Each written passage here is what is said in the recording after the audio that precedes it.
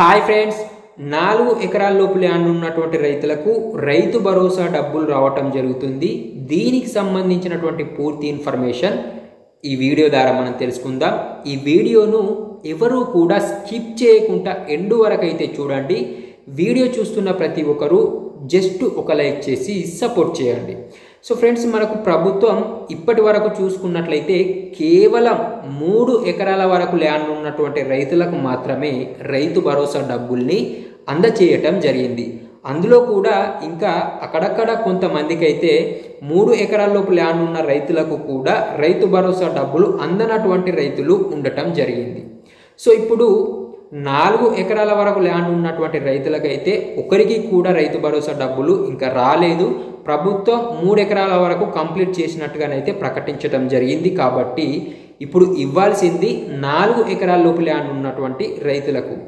ఒక 4 రోజులలో 4 ఎకరాల లోపు ల్యాండ్ ఉన్నటువంటి రైతుల యొక్క లిస్టును వ్యవసాయ శాఖ ప్రిపేర్ చేసి ఆ లిస్టును ఆర్థిక శాఖకు పంపించిన తర్వాత ఆర్థిక శాఖ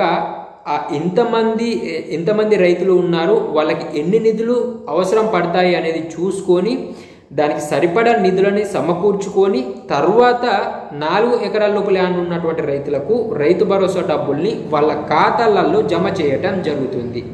అంటే ప్రభుత్వం దగ్గర ఇప్పటికీ కూడా 4 ఎకరాలకు సరిపడినటువంటి నిధులు లేవు అనేటటువంటి విషయం మనకి ఇక్కడ అర్థం కావటం జరుగుతుంది.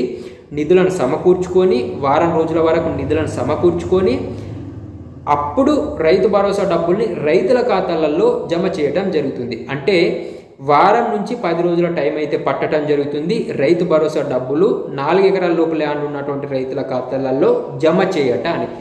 సో ఫ్రెండ్స్, ఈ వీడియో మీకు పూర్తిగా అర్థమైందని నేను ఎక్స్పెక్ట్ చేస్తున్నాను. ఈ వీడియో పైన మీ అభిప్రాయం ఏంటి అనేది కామెంట్ రూపంలో తెలియజేయండి. కొత్త వారు ఎవరైనా ఉన్నట్లయితే మన ఛానల్ని సబ్స్క్రైబ్ చేసుకోండి.